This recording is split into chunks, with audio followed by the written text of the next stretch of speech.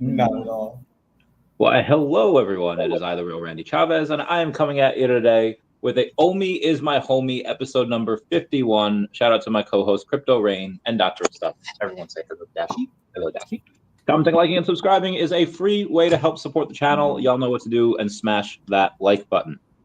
We have a bit to go over today. We've got announcements from Akomi, from VeVe, stuff that's happening in the world, things that people are talking about with what David should and should not do, stuff that Mr. MC1 might be pushing for. So, gentlemen, how are y'all today? Good. Amazing. Good. I was just telling Crypto Rain, I was watching Winnie the Pooh Blood and Honey Part 2. They made a Part 2, and I'm not gonna lie, it was pretty good. It holds up. You get some new characters, you get some crazy stuff. Unfortunately, we won't be getting any of those characters over on VeVe. We have the original Winnie the Pooh, although we don't have Tigger or Rabbit or Eeyore or anything like that. So maybe one day we can get those guys. Let's move on here. The blood and honey stuff sounds fun. I want to see, Winnie the Pooh, meets like Predator or something. They do have a. Sorry, go ahead. I think we got some feedback from Doc. Yeah, guys. Sorry, hold on just a sec. Copy. That's what that was. Shout out to everyone here in the comments, being first and second and respecting the OMI stuff. So yeah, they were speaking of. You said Predator. I don't know if they do a Winnie the Pooh versus Predator, but there is a Predator versus Spider-Man that just came out on Wednesday, and that is really good. I was like, oh my god, this is great. So that's one of those things I would definitely recommend. I don't often recommend a lot of these comics because half of them are but this one was definitely worth the read. Definitely worth it. So I'm gonna have to check that out on V. I didn't even realize that had released. That sounds cool. Yeah, I don't know if it's even one of the things that they advertised because it wasn't like a drop on VeVe. It was like one of the stuff that they had for VeVe Comics on Wednesday. So I just got the comment, but it was just like, oh, it's so good. It was so I can't. It was gnarly too. It was like I don't know what the rating on this is, but I don't think it was like made E for everyone. I would say like 11 and up. Like I don't know if like a 7 or 8 year old should be like I don't know. I guess it depends on the 7 or 8 year old. I don't know what they're like. But yeah, it was like, ooh, it was awesome. Anywho, y'all should go grab that. I don't know what it is in the app. In the app, people might be selling it for like, 5 or 6. You might be able to get $1 or $2 off of it. But at that point, I would just get the actual NFT version. You pay a couple dollars more, and maybe you get an ultra or a secret rare. What's it called? Predator versus Spider-Man #1, and they put Predator first in there. It's not Spider-Man versus Predator. Predator versus Spider-Man #1, and Doc's going. He's going to get it. Go, SpongeBob! Go get it! Oh, what's up, Booth? How's it going? Talking about OMI. Bill Gardner saying what up. Yeah, we've had a little bit of a downturn today, just in crypto in general. You see, for the market cap, towards the last little bit, it just had a little bit of a spike down. I'm not 100% sure why. I think because you have the over in the macro, you have India's. I don't know. Do they have a prime minister or a president? Or Pakistan? Let me see what they went over here. They had a tweet before saying that India is going to attack Pakistan's, I don't know, places over in Pakistan. So that might get a couple of people in the markets a little bit worried. So, we'll see. OMI's down about 4.1% on the day. We've got about 1.7 million in volume. The volume doesn't really change that much from day to day. Every now and then at a random hour, it might be like 1.1 million, but for the most part, each day, it's usually 1.1 to 2 million, usually on the mid to upper end of that. What's up, everybody? Hope y'all are doing well. Yeah, so on Friday, India and Pakistan, they did exchange fire, and today the president of Pakistan said that India plans on attacking them in the next 24 hours. is this something that you guys think might affect the overall markets, or is it just like it's far enough away from the U.S. and they're not? I mean, India is a huge country, and I guess so is Pakistan, but it's I don't know how they're. I wouldn't say like they're crazy main players on the board, and it doesn't look like it'll affect us. But again, markets tend to dislike instability, so I just want to know your thoughts on it.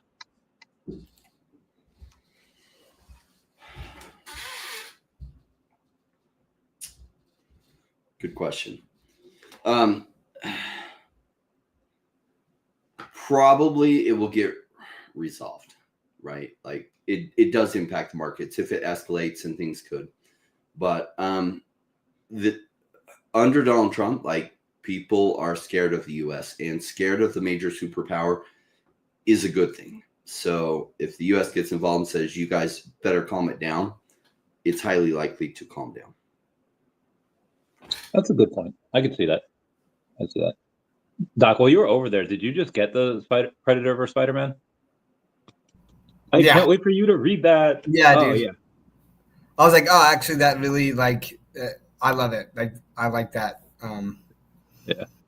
I went on a kick where, like, I was watching all of this series of movies. Like, I feel like there was a ton of movies that I'd only seen like one or two of whatever, if it's a trilogy or like more than that, right? And so, like, I watched all of the Aliens movies, the Predators movies, and so then I was like, I mean, especially after Aliens versus Avengers, right? And so then, anyways, the Predator versus Spider-Man, I'm like, yeah, like I got to get that. So I'm looking to see if it tells me how many total copies they'll make of it. Because it's still for sale, right? So 3,000, I think, isn't that, or 1,000? Is it 1,000? 1,000. Yeah, 1,000. It's 1,000. Yeah. All of the ones on VeVe Comics, they're only 1,000 that they make. Yeah, there's only 1,000 of those, and I'm so curious on what they're doing on the digital read only comics, because if they have 34,000 signups from that since last year. And even if like 3%, like 97% of people, let's say that they signed up and they don't do anything with it, you still got like 1,000 people each week getting the digital read only stuff. Maybe they think like the NFTs are a dirty word and they don't want to, read that, but they'll read the other ones. So curious on how much they're making on there. I'm curious when Aliens vs. Avengers 4 release date is. It doesn't say, because we have the third one that dropped like a little while ago. And the fourth one, I don't think we have a date for. Yeah, we don't. Oh, I guess May 19th is the final cutoff date, but I don't know when they hit the shelves.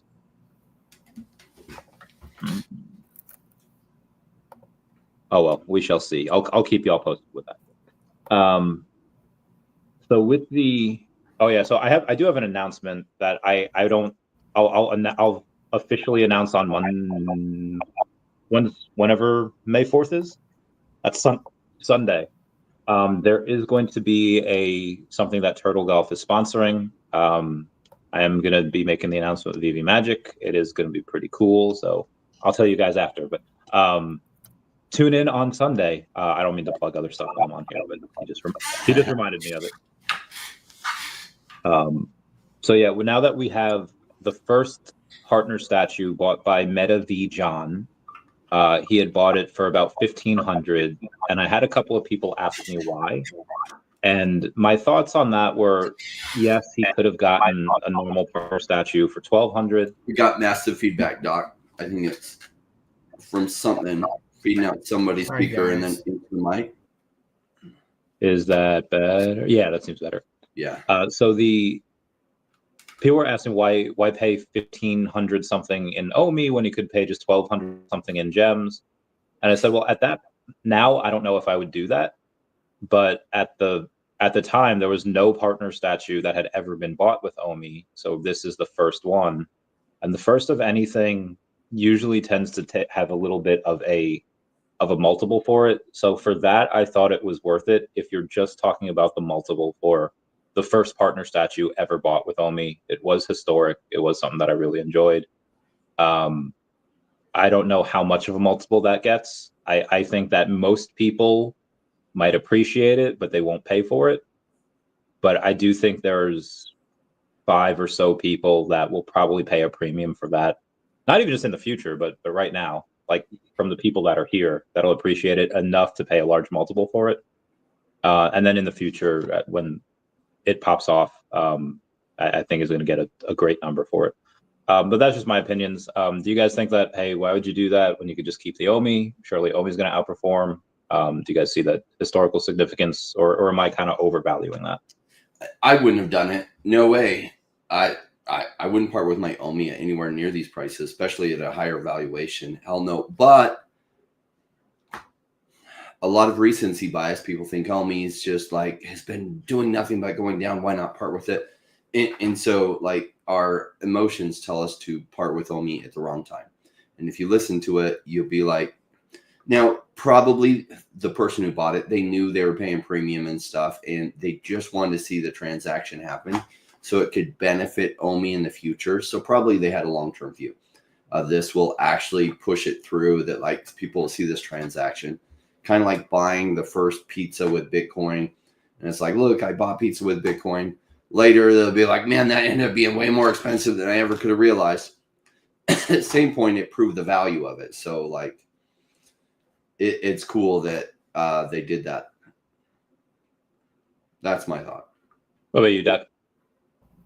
Yeah, no, the thing is, I mean, we talk about like, I wouldn't part with my OMI, but like someone could have just had the money, right? And then just bought the OMI and did it right then. And maybe they already have like a bag of OMI, you know? And so, but like, it's different for everyone, everyone's situation. But like, I personally think that it is going to have some significance if VeVe and like the OMI token do well, which I believe it is, right? That's why we have this OMI is my OMI show every week, right? Then there are going to be things like that aren't very meaningful, right? Like, in fact, you look at like Bitcoin and Satoshis, and like some of those super early Satoshis are worth a lot of money. People want those, right? Like, because of these early Bitcoin Satoshis like out there. Like, and I think that this is going to be something like that, a historical significance of like the first partner statue bought with OMI. I think that will have a niche for certain collectors that want to flex that, right? And be like, this is the first thing. But again, both VeVe and the OMI token have to be meaningful. So it's a bigger risk, but if it pays off, I think that it could actually hold several multiples above, you know, what he purchased it for sure. Agreed. Ernie Mal is saying that this will be seen as a turning point month, I believe, for OMI token. I think it historically will look very kindly on the beginning of this year with the release of VeVeverse, the release of OMI to NFT. You have the release of that affiliate marketing program. And then they also have the VeVeverse mobile. They just made a video about that today. I think they were a little kind of loose with the definition of when we would get that. I thought we were supposed to get it end of March, and we didn't because one of those updates that we had for the VeVe app was not good. So it was all hands on deck. They had to focus on fixing that, which they did in a very timely manner. And then said it'll just be delayed a month. Cool. You know, we'll get it at the end of April. And now at the end of April, they had released a video just today saying that, hey, it's coming. We're just going to get a couple of beta testers in there first, which is fine. Like I don't want them to release a broken product. And it is releasing. They didn't give us a timeline on that though. But yeah, something's got to give. And even though Ben's done a very good job at getting Crypto News to interview him, at getting Forbes to interview him, this seems like a pretty pivotal moment, and they have not gotten a kind of major press release or article to cover it. Do you think something like that is needed? Do you think something like that they should wait for it until NFTs are a little bit more popular? What are you guys' thoughts? So before the wave comes, trying to get traction is like, before a wave comes, there's almost like this little thing that pulls you backwards, and trying to swim hard to that is like, it will wear you out, right? And so like, they could do all the marketing they wanted. They could spend $50 million right now, and they'd get a little bit of momentum out. That wave is coming though. And that wave is just going to like pick them up and throw them forward. So why spend a lot of time on that? Like, sure, could they do that? Great. What would it do? Maybe have the tiniest impact on the token, because the fundamental things are going to take this token way forward when this digital collectibles narrative or metaverse narrative hits, because it's in both now. And it's well positioned that when it hits, it is going to explode. And look, so many people, like I love it. Wes jumps on, like usually the first thing is like, I respect your guys' courage to talk about OMI every week. It's not courage. I know what's going to happen with OMI. Like, I don't care that people don't believe it yet. They'll find out that they just didn't understand these things. I've been doing this stuff for 25 years. This is what I do. This is what I know. I don't think this is going to happen. I know this is going to happen unless there's like World War III or massive nuclear things or crypto doesn't run at all. So like there is a chance it doesn't happen, but the odds are stacked so well that OMI's going to have this massive run. Like, I'm not taking the risk. The people that are taking the risk are the ones that are arguing the opposite side from me. And so like I'm arguing the 97% chance to win and they're arguing the 3%. They just don't realize it. So like OMI is going to be massive. And will it line up this month? I hope Ernie's right on that. Possibly. Like, he's right on the fundamental shift. Like, the use case is getting stronger and stronger, and that is a big deal. But really, it'll all run when the narrative hits. I remember when I was talking about blockchain gaming, I was talking about a project called Myria a year and a half ago. And all these people are jumping in. Like, it was on my Wednesday buy, wait, or sell videos, and they're jumping in. They're like, nothing's going to happen with Myria until it has a super successful game. And I said, no, all that has to happen is the blockchain narrative hits, and Myria will be picked up and thrown forward. Guess what happened like 2 weeks later? Blockchain gaming narrative hits. Myria goes 15x. Myria did not release a single game. Myria didn't do anything new. Everything was the same, just blockchain gaming narrative hit in the bear market, and it went 15x. Myria didn't do that. The narrative did that. They were just well positioned in the narrative. OMI is so well positioned in the blockchain, like digital collectibles narrative. They are the major player. They have the major brands. So when this narrative hits, like, they couldn't stop it if they wanted to at that point. It'll go crazy. Yeah, Rain, I remember that. I remember specifically you talking about Myria and talking about that and how people were talking crap on it, and then like it pumped so massively, and it's like, what do you do? Right? You can only say what you believe, and you're like, this is my experience and this is what I do, and I mean, this is my belief, right? We can't say for certain that it's for sure going to happen, right? But you can say, hey, I've got a pretty good feeling that this is what is going to be. Sorry, I'm getting some sort of freaking It's the bat signal. Your city needs you. Sounds like a WhatsApp ping or something. No, it's Discord. It's just like blowing up, but like I don't know from what, like what. You might just put it on streamer mode, which I just keep my Discord on streamer mode all the time because I hate the notifications. How do you do that? They make it a pain because they love to get you with a notification, but you have to go to the user settings button in the lower left. Yeah. And then scroll down to streamer mode, which they kind of hide. Yep, I see it. And then enable streamer mode. And then anytime you try to change things, they're like, you got to turn off, streamer mode in order to do that because they want to hit you with a notification. So you're always looking at Discord. Or you could just hit on your settings on your phone, mute all notifications, but then you won't get any notifications. Well, I have disabled sounds, guys. All sound effects will be disabled. That's all I need. That's the only thing I was able to do because I think I disabled anything. Then I would get added into some chat I wasn't even part of. And I'll send bing, bing, bing. And I will not live my life with notifications hitting all the time. Like, you'll notice if you text me or call me, you may not hear back from me for a while. It's because it's on silent all the time. Like, I just didn't see it. Why? Because I don't need notifications like running my life anymore. I used to have to worry about that. I don't know if you ever like converse with any like Gen Z or like younger millennials. They will straight up think you're mad at them. They will have anxiety about it. I know. It's funny, Rain, like that. I used to be like so quick to respond to people. Like it was like this thing of pride, right? I was like, oh, people would text me and I text them like right back, right? And I don't know what changed, but now I'm just like, I'll probably answer that later. I've gotten bad sometimes, and like sometimes it's like too bad where I'm like I won't respond for days. I'm like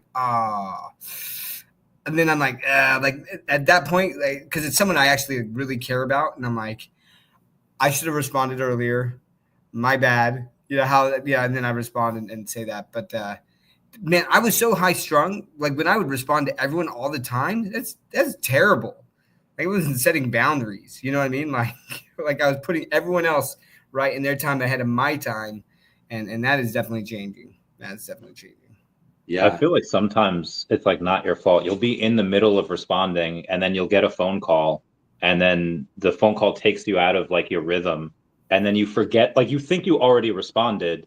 But then, like the next time they text, you have your response from last time. It's like, oh no, I never sent this, and then it's awkward. But yeah, I've done that too. Welcome to the ADHD world. And I do have massive ADHD. Yeah, so it's like the notifications. I just can't do that. Some people can. It doesn't disturb them. For me, like when I had a job, I had to keep the notifications on. I don't anymore.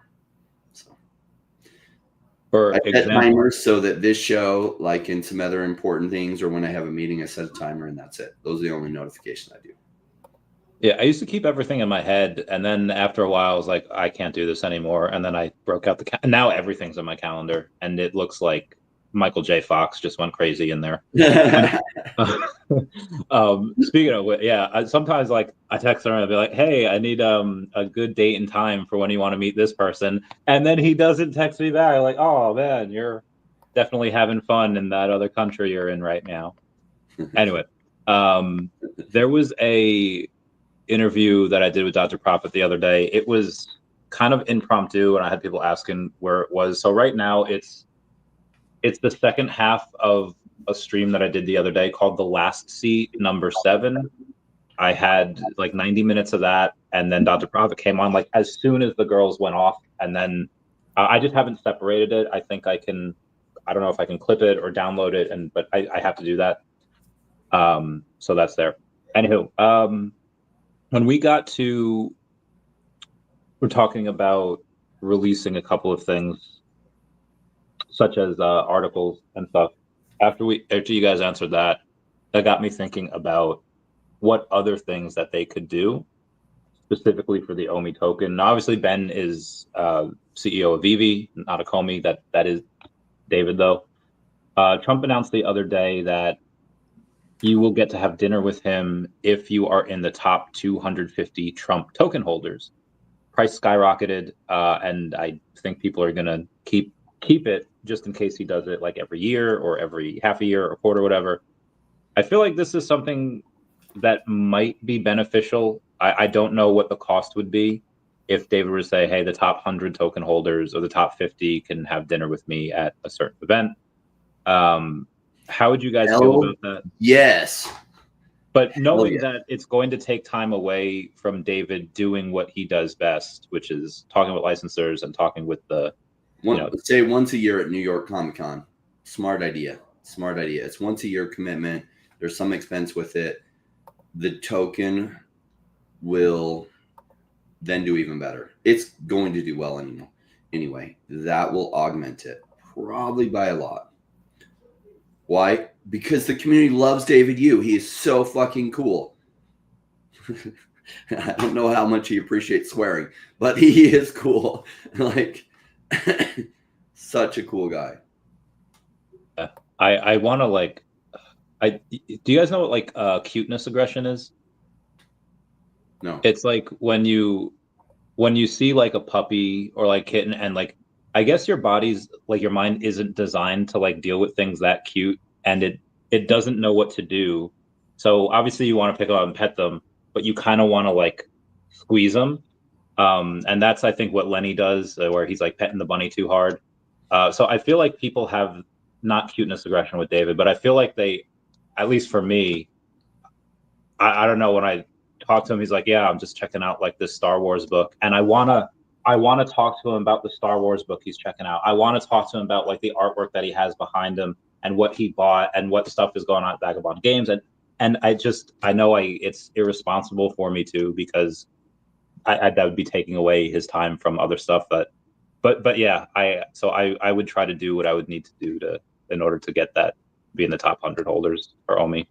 I think I might be though. I think the top 100 wallets, I think you need like 150 million, give or take. Anyway, Doc, what's your thoughts on that? So let me make sure. Like, should DEVVE become one of the top 250 holders of the Trump token? Is that what you're asking? No. Should DEVVE have an announcement like Trump saying the top 100 OMI holders can meet me for dinner like once a year or once a quarter or something like that? Yeah, I agree with Rain. Yep, I think that would be a big deal, because, I mean, it's a way to get access to someone, right? And especially like the bigger VeVe gets, like the harder and harder it's going to be. DEVVE's just like not going to be able to come to all of these events. I can see where maybe he comes to one a year, if that, right? At some point, maybe he just stops altogether, right? Like if VeVe can, he does have a co-CEO. Right. Yeah. Like awesome. He has a coach like that could show, like, I mean, Ben could just start going to everything. Right. Well, and like, in truth is Ben's handling a lot of stuff. So David, you can do stuff.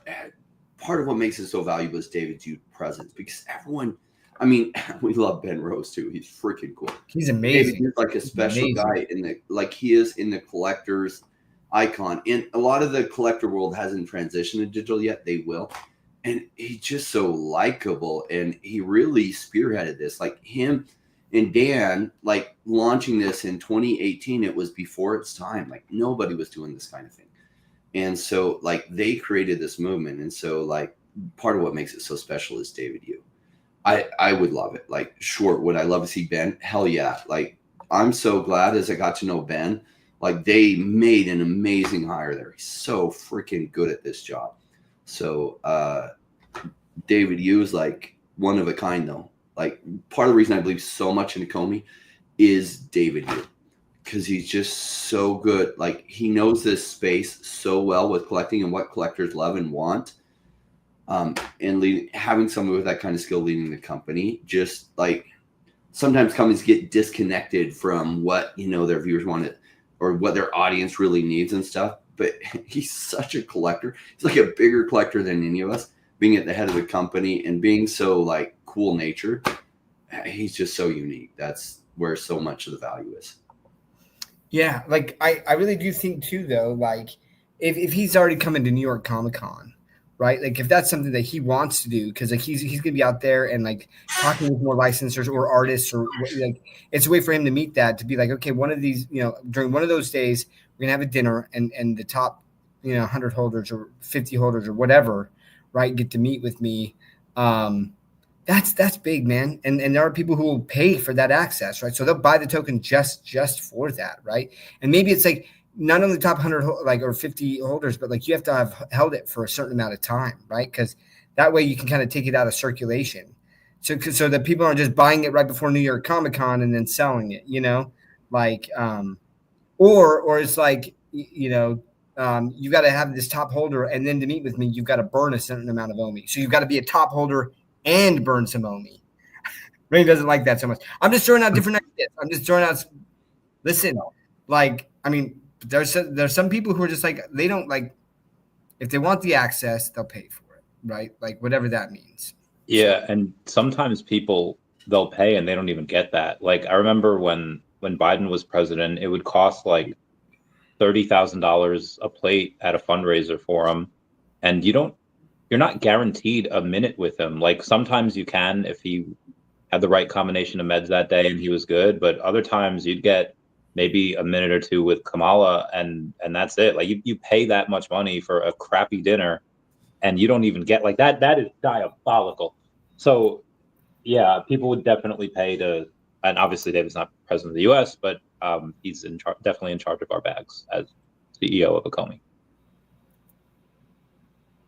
Yeah. Oh The yeah, outside VeVe of partner logo stuff. does have kind of had that utility, which is really cool on the VeVe side. And the truth is, Comey hasn't focused tons on.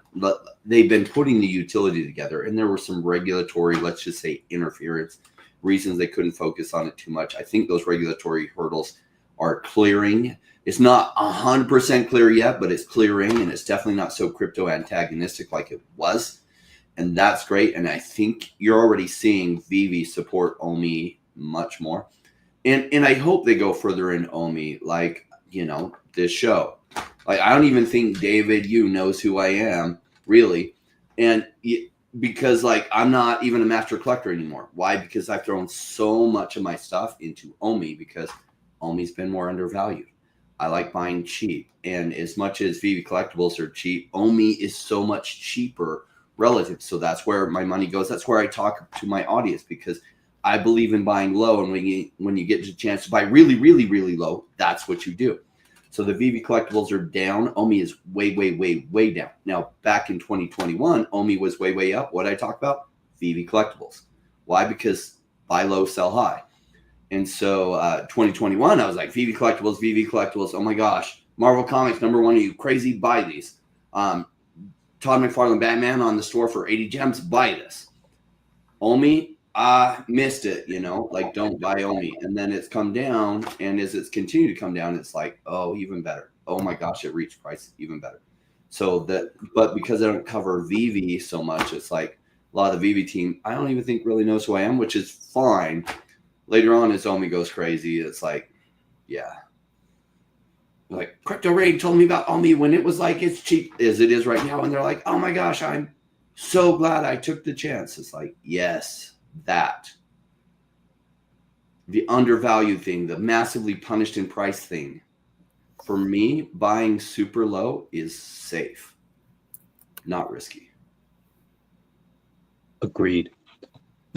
So I think in order for people to spend, they kind of have to be comfortable. And despite, Israel, Vietnam, India, and South Korea all giving like verbal agreements saying that they're going to sign new trade deals with the US, and kind of see like the edge of these dark clouds like getting closer, and feeling like we're kind of going to be out of this trade war in the next couple months. Hopefully at some point in Q3, it's all over, and quantitative easing and all that. But I saw a TikTok today of this girl that was just like, oh, people saying the economy is getting better because the stock market has recovered a little bit after it was down like 6 or 8%, whatever, and crypto's recovered quite a bit. But her as just a normal, I don't even want to say retail investor, just a normal girl. She was just like, it used to be $1.75, per taco, and now it's like $3.25 per taco. I just paid $10 and changed in order to get 2 tacos and a horchata, and she was like super salty, and it had like 500,000 likes. And everyone down in the comments were just like, people be talking about aliens and stuff. I was like, okay, but I still have to pay rent, and they like don't care. So when I see the news that almost 5.5 million people in the U.S. are in default on federal student loans, and they thought because Biden was in for, Dems were in for so long that they weren't going to have to pay that back, and now they are going to have to pay it back. It's getting hard for me to see where retail eventually goes into crypto, because it doesn't seem like they have a lot of money. You'll see people get creative when green candles happen. And that creativity will overboom things. You'll see people borrowing from grandma or whatever, like doing stupid stuff they should not do. Not grandma. Yeah, and like throwing it all into crypto, like when OMI's at like 3 cents and 5 cents and 10 cents, and they'll be like, oh my gosh, it's so safe. Look at what it's done. And I'll be like, safe was when it was 0.0002. Well, no, it was risky. What if it failed there? Why was OMI really going to fail there? Really, like, it's kind of like in real estate in 2010 in Phoenix, home prices that were 250,000 were down at 50,000. I was like, buy these houses, and they're like, it's so risky. Real estate is terrible. I was like, it's a 3-bedroom, 2-bath home that's like 6 years old. Sure, the renter shredded the carpets and stuff. It needs like new carpets, and it needs like $5,000 worth of work. So $55,000, and you can rent it for $1,000 a month. Tell me where the risk is. But the prices have just kept going down, and they'll never stop. Well, they'll at least stop at 0. and they'll probably stop way before it. And I don't know if this is the bottom, but it's really damn cheap. Sure enough, those homes flipped around, went to 350,000. They're like, oh, you're a prophet. No. Come on. Like, markets go up and they go down. And when everyone is panicking and they say, oh, it's going to go down for forever, they're wrong. And when they're all excited, it's like, it's going to go up for forever. They're wrong. It doesn't work that way. And so, like, I've been doing this for 25 years. So, like, OMI, totally punished. People look for the last 3 years. Generally, it's gone down and then more and more and more. And because I don't have a magic crystal ball to know where the bottom is, I just keep dollar cost averaging at really low prices. And sometimes it goes even lower, and then I celebrate. Why? Because, wow, I got a chance to buy it at a price I never even thought it would hit. And then at a certain point, it reverses, and it goes really, really high. And it's like, oh, how did you know? Well, because OMI had a good business model that they're bringing plenty of revenues. So, of course, they're going to survive the bear market. And now it's the bull market, and everyone's going crazy over this crypto thing, and billions and trillions of dollars are coming into crypto. And digital collectibles narrative makes sense. So, of course, it was going to hit OMI at some point in that. And it's not magic. You're just playing probabilities. My feeling on the probabilities are 97% chance of success with OMI. And if it succeeds, it goes 20 to 1,000x. If you were at a casino, would you take those odds? Well, yeah, if you understood it. But most people don't understand that that's what their odds are. When it's done nothing but go down for 3 years, they think the odds that it fails are 97%. And the chance that it succeeds are 3% because they look at the last 3 years and say, it's done nothing but go down. And that's recency bias. They just don't understand how these markets work. And that's okay. They're new. Most people in crypto are new to this. And that's why 89% of people lose money or don't make any money. 89%. That's a huge number. 6% make some money. The remaining 5% make incredible money. The remaining 5%, they understand exactly what I'm talking about. And they make millions, tens of millions, hundreds of millions, and billions of dollars, depending on how much money they started with. Doc, your thoughts? I guess just to build on that for a bit. Again, I see all these institutions buying. I see people that have been dollar cost averaging for a while. People that have been stacking for 3+ years. But yeah, I just think it might be harder for retail to buy in this time. They've just been absolutely pummeled by the last, really, I guess, since 2020. But how do you think they're going to get creative, and how do you think retail is going to get in? You know, it'll be interesting. I don't know if the people who bought at the top who are still holding are going to get creative. Like, I think that they're just going to be like, I have what I have. That's not like, I mean, I think there will be some people who do that, right? Because they understand the project. But like, there's also going to be people who are like, oh, I don't have any money for crypto. But then a token's going to pump like OMI, right? And then they're going to be like, that's when they find money. All of a sudden they find money, you know, like, and they're just like, oh, like, I can borrow some. Look, I remember, what was, I won't mention their name. I probably shouldn't mention their name. But like, on Twitter Spaces, when VeVe stuff was going nuts in like, you know, January of 2022, in January of 2022, VeVe stuff was at that all-time high, basically, right? And I remember someone talking about and being told by people to put stuff on a credit card. To put it on a credit card, right? And it's like, and then, you know, you'll make all this money and you'll be able to pay it off. And I was like, that is the stupidest thing. You never, ever borrow to play like in this world, because you are setting yourself up for massive failure, because it's all emotional. You can't afford for it to go to zero.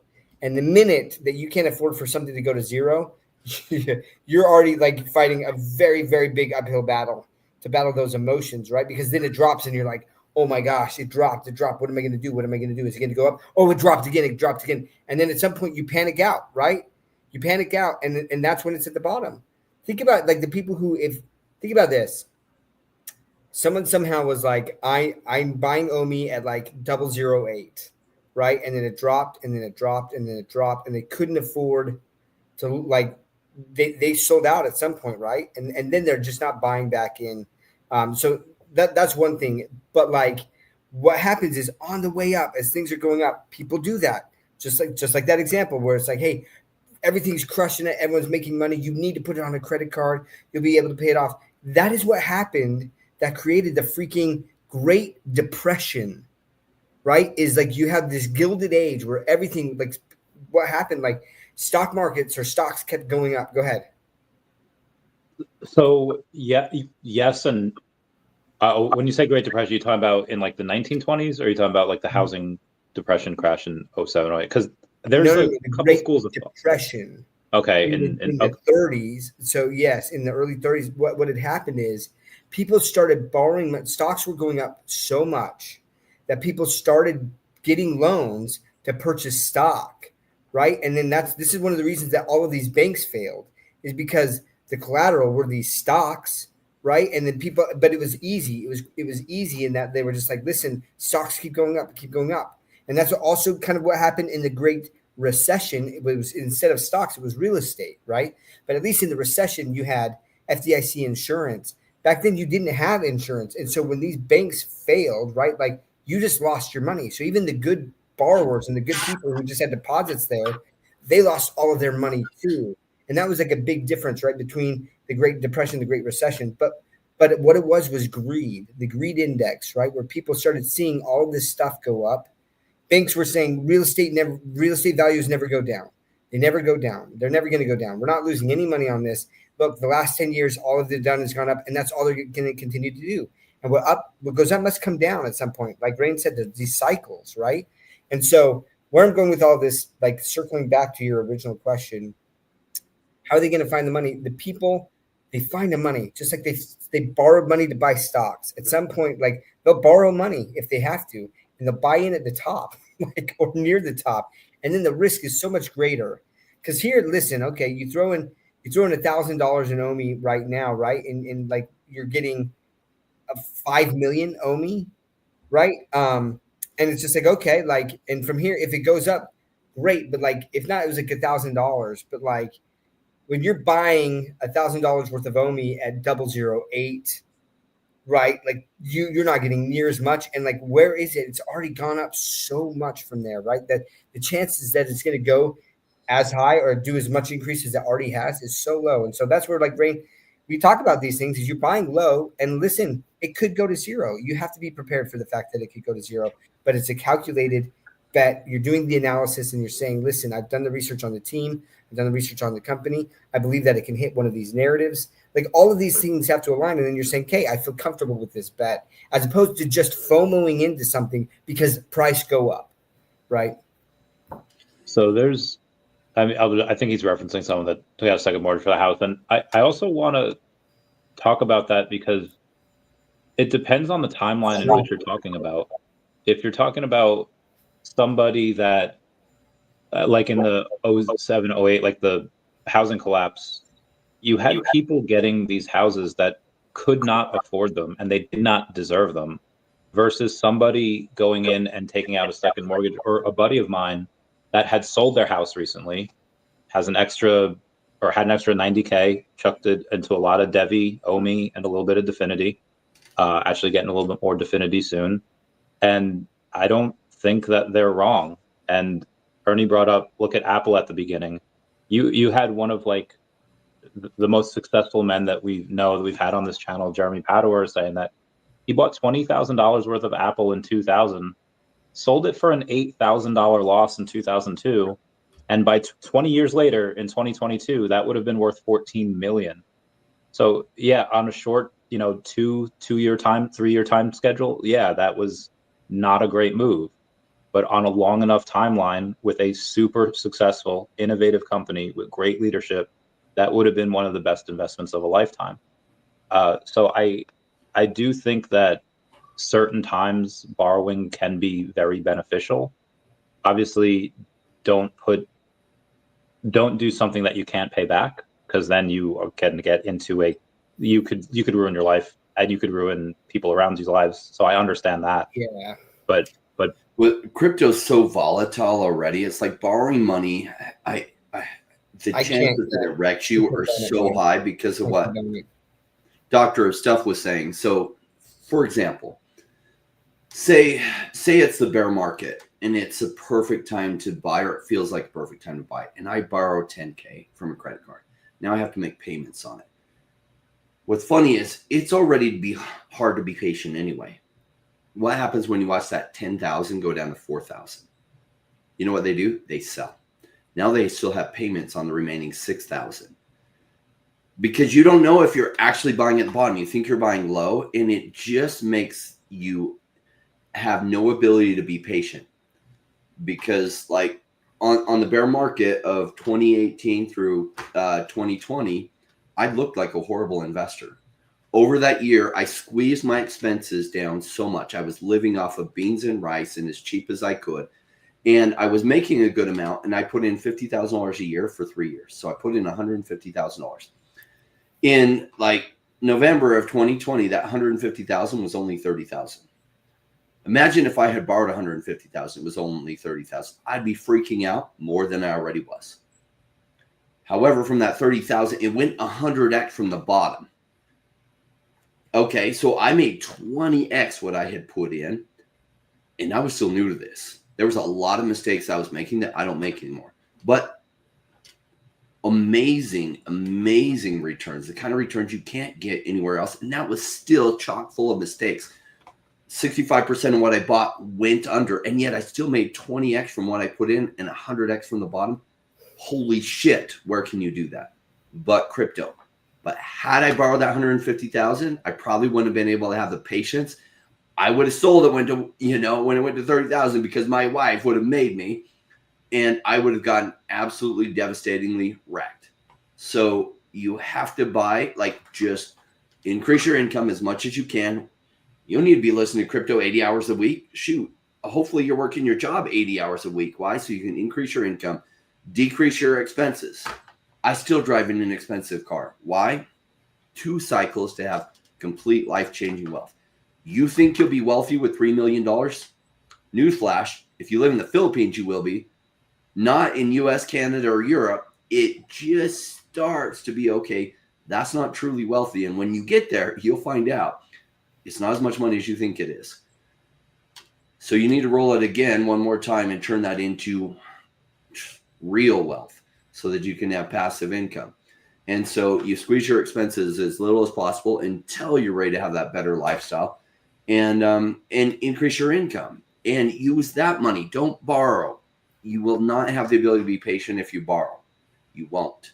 It seems great logically to do it. It will take away your ability to be patient. And it's already hard enough to be patient when you funded it directly and use zero leverage.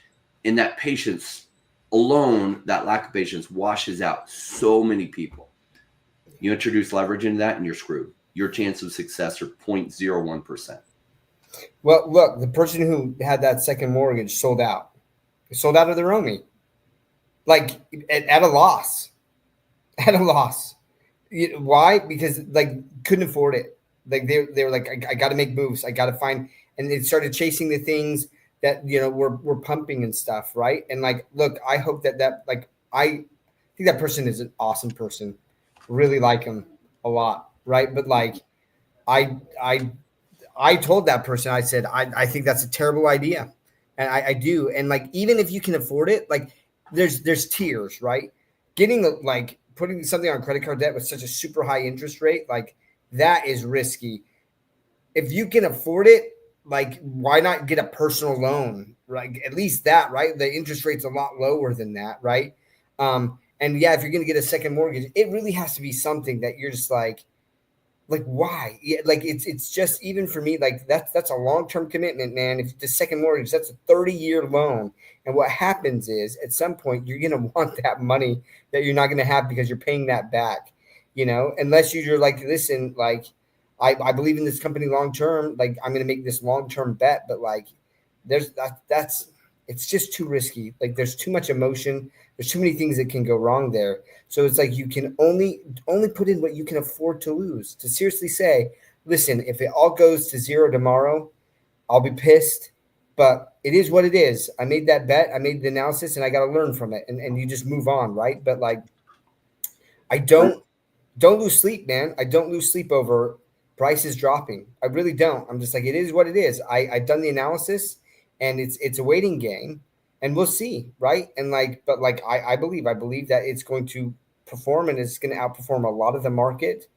There will definitely be tokens that way outperform OMI, but I don't even know if those tokens will be around in 3 years, right? So like, you've got to place your bets like in different areas and things, right, to play that. But like, for me, OMI is such a strong candidate for a very high performing token in the long term, and even in the potential short term here too, right? So, but man, yeah, like I'm Aldrodero.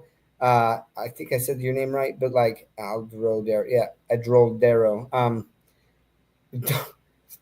Yeah, I am saying you should never have a second mortgage, take out a second mortgage on your house for OMI or any other loan. Like I wouldn't even recommend it for Bitcoin. I'm sorry, you just don't do it, because again, it's the emotion. Just don't freaking do it, man.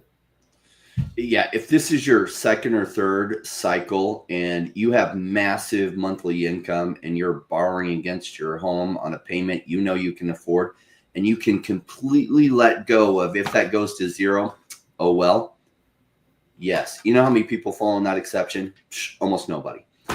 But if you fall in that, might it work for you? Yeah. If you actually are borrowing the money and you have zero, not zero carousel go away, but it doesn't put you in fear mode if it goes down 90% from what you put in. It's not most people. You already get the game. You're good. But most people,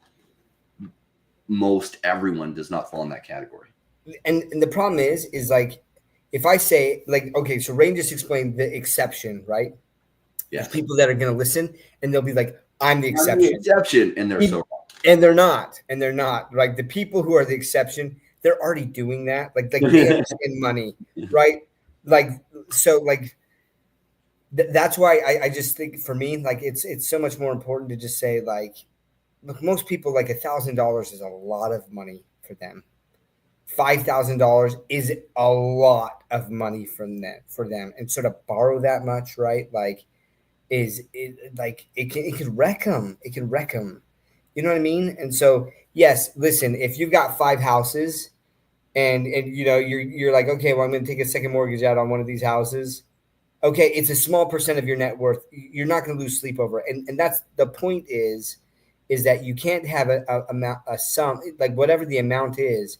You can't have an amount that you're like, if this doesn't perform, I'll lose sleep over it. Like, I'll stress about it, because then you're screwed. You've already set yourself up for failure. So that's kind of the point. Yeah, I hope people don't try that and have to touch that hot stove themselves. You will find out that hot stove will burn you and will set you back so far. Yeah, agreed. I had no part of the reason why I'd be comfortable with that type of thing. I don't have a home to go in and take out a second mortgage on, but borrowing money, why I'd be so comfortable with it for myself is because I know that, well, one, I believe in myself, and where's Ernie's quote here, and I am more than confident in the analysis of the company, of VeVe, of the CEOs, of the mindset of investors, of the mindset of collectors, and I just believe in the vertical integration that they're doing. So you have people that take out mortgages or second mortgages, cash out refinances on their home for like their local pizzeria or their local, mechanic shop, because that's what they own, and they do okay with it sometimes, and obviously sometimes they shit the bed and they get hurt or they get sick, and stuff happens. But I've worked all my life. Specifically, the hard times were 2010 through probably 2019, where I don't think there was ever a time where I was working less than like 50 hours. Maybe in the military when I had leave and I wasn't, actively working, but there was not a time where I was working less than 50-ish hours a week. And when I had 2 businesses, 80 to 90 hours a week. So I know I can do that if I needed to again.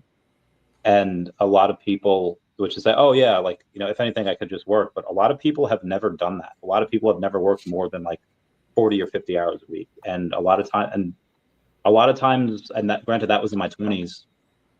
A lot of people, if they go to try to make up the losses that they gained because they put it into an investment that was super risky and they lost it all, a lot of people are going to find that they cannot do that, that they can't work more than 50 or 60 hours a week because they're like broken or they're tired, or and just different energy, different strokes for different folks.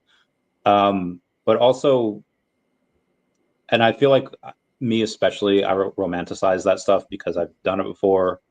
Threw in $80,000 on a Pokemon card, threw it all in the OMI, and short term, yeah, had positive results on that. But yeah, there is a romantic feeling to that where I forget what the movie was called that Ernie showed me, where I think Matt Damon's playing poker and it says, if you don't put your chips on the table, you are not going to lose it, but you are not going to make much money either. But again, I've told people all the time, do not do what I do, because it is very, very scary. And again, I'm okay with a lot of these risks because I know I can go in and eat shit again for 3 years and 4 years and make it all back up if I were. But again, I'm not really borrowing anything anymore. If someone were to come to me with a great rate, sure, I would. Would I recommend that for others? I would not. So I would say definitely listen to Rain and Doc that are older, smarter, and more experienced than I am. Speaking of older, smarter, and more experienced, I don't know. Do you guys know Scott Colantonio? No. Oh, Doc does. So for Rain and other people that do not know him, he's head of sales in New York City for Amazon Ads. He's an ex-Googler, ad tech, startups, marketing investor, longevity, biohacking, really interested in the blockchain. He had posted something the other day, which got me talking about how it's cool to like OMI again, where for the last couple of years, you really got ostracized for liking it. You really got people saying like, yo, y'all be talking about this every week, respect, because you get a lot of hate for it. He goes over and says, OMI is the utility token for VeVe Official and the VeVeverse. At a $59 million market cap, it's one of the most undervalued projects in the space.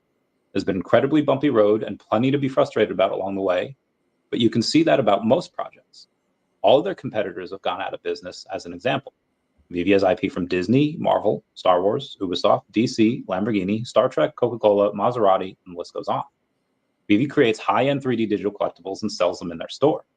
You can also buy and sell in their marketplace. They recently launched their metaverse, and as of April 28th, you'll be able to buy the NFTs using OMI via Stacker World, and the OMI burning will accelerate. Things may not pan out, but projects like this would likely pump towards the last couple of months of the cycle, Q3, Q4. The last month of the cycle might actually be in Q1 of next year, but I'll give him this. OMI has a realistic chance, he says, to 50 to 100x from here, which is why I've been slowly dollar cost averaging at these prices. And I'm sure I'll get plenty of FUD comments, and I completely understand the frustration. I've definitely felt pretty discouraged over the last couple of years as well. I wish the best to all the OMI homies, even the ones who have lost their faith over the years. I'm hopeful we'll see great things by the end of 2025. And there's a buddy of mine that like 2 months ago had about 20 million OMI. He had gotten it at around 007.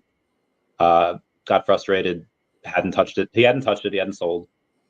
Then like 3 weeks ago, started buying. Got up to 200, then 300 million OMI. Yes. Then got up to 400, and then 500, and now he's at 602 million OMI. Oh, yes. I love that. So it seems that, remember in Lord of the Rings episode 2, Two Towers, Gandalf says, I must ride east for now. Look at me at first light on the 5th day. At dawn, look to the east. I will come back to you at the turn of the tide. And now it seems that a lot of people that have just been silent and frustrated, and they're stewing and they're brewing, they're just like, how much lower can it go? And I don't know. I told him a few weeks ago at 0002, pretty much the price that it is right now. We're still at $60 million market cap. It could get cut in half again. You could see it at 29 million. Could go to 00010. And he bought anyway. He did it, and yeah, we went to like I think 000188, and now we're at 0021 again, 22. I think the bottom's in. I've said that before, so it might not be. But it seems that a lot of people, like Mr. MC1, had like next to no OMI for the longest time, and he started buying recently. He bought like at 10 million to get to that, the max MCP points, years back. But now he's been buying a little bit more. Same as Dr. Rolex, same as a lot of other people, a lot of VeVe whales that really hadn't touched OMI, and now they seem to be. So it seems that it's being cool again. And I've said it before, as this takes off, smart money gets in first, and smarter money is here right now. What do you guys think? Is this something that its time has come? Do you think these people are still a little too early, and we still have a little more down to go? It is hard to tell where the bottom is. Have you ever been swimming in a lake where you reach down and it's really cold and you can't tell quite where the bottom of the lake is? And you're like, I'm there. And then it goes a little bit deeper and you're really struggling to know where the bottom is. That's what the bottom of bear markets and the bottom of the price action feels like. Knowing where the bottom is, sentiment does feel like it's going the other way though. So have we hit the bottom? All I'll say is probably. Kind of like in that lake. Oh, I'm probably at the bottom, but I'm not certain. But sentiment will at some point go completely crazy that that the bottom is definitely in. And by then you're late because when it's gone 10x from here, it's like, oh yeah, the sentiment's definitely turned around. And so has the price. Goodbye, amazing low prices. Now you got to pay 10 times as much for the same prices you could have had at that point where you didn't quite know if it was the bottom, but it's really, really low. And it could go cheaper. Cool. Some people will make that mistake. I'll share a personal story of DEVVE. So I invested in DEVVE, the pre-sale, right? Like totally bought in on the what they're doing. And when it launched, it was awesome. It was awesome. But I was like, nope. I'm not selling. I'm holding. And then it dropped to below my price, right? And even though I believed in it, where I wouldn't even sell it at the price that it got to, right? I was like, I believed in it so much. When it got below my entry price, I was like, oh, I can't do it, right? And now it's like 7x from that bottom, right now, right? From where I could have bought in there. And I'm just like, over I ended up buying well above that low, right? Where I still was like, oh, this is a great entry price. But for whatever reason, when it got to that point, it was like, am I off? Am I off on my analysis? And I kind of questioned that, right? And for me, I was like, well, I'm already exposed here. And so I've got some, but then after it went back up and I was like, now at the time there were some things that I didn't know, right? But they've hinted at quite a bit, they've been talking a lot recently about this major partnership that they have. They weren't talking about it when the price was at that low, right? So there's some more information that made me feel comfortable when I bought more a while ago. But anyways, it's funny because I know these concepts and things, and even someone who knows them and talks about them sometimes can still fall for that, where you start to be like, oh, but one of the ones I've never really faltered on is OMI, honestly. I just, and maybe it's because I'm in this project all the time. I'm not in the DEVVE Telegram chats all the time. I'm not in the DEVVE community as much. Maybe had I been, that would have changed. And it's interesting. But I do agree. That we're very close to the bottom. And I say that because there's just a lot of things in the work that are going to act as catalysts. I did a series of videos last year where I started talking about some of the catalysts that were coming for Bitcoin. When Bitcoin, it was in June or something, that I started talking about all these different catalysts that were happening. There's some, and it's random stuff that most people are like, I don't even know what that is, right? Accounting pronouncements, basically allowing Bitcoin to be accounted for at a mark to market, as opposed to what's the term? We're basically whatever they bought it at, if it dropped, as an intangible asset. It used to be accounted for as an intangible asset. And that's such a pain in the butt for CFOs and controllers to report and to have to explain in their financials why even though on their balance sheet it looks like they made all of these losses because Bitcoin value had dropped, that it was because it had dropped in this value, but now it was worth more than what they bought it at. Like it was too big of a pain for a lot of people to do. And then also that lawsuit, the XRP lawsuit that came about, right? And I was like, listen, like this is a big deal. All these things where I was like, these are catalysts that are going up. And then wait a sec, was that last year? Was it 2 years ago? I think it was like a year and a half ago, like before the ETF was announced. Like, and so that was like how long ago was that? That was in January of 2024. I don't know. I hadn't kept up with it. I think it was in January 2024. 2024 was last year. Yeah. Yeah. So I was talking about this in 2023. I was talking about the catalysts that were coming for Bitcoin. Anyways, all I'm saying is like there's a lot coming for Bitcoin, and for OMI.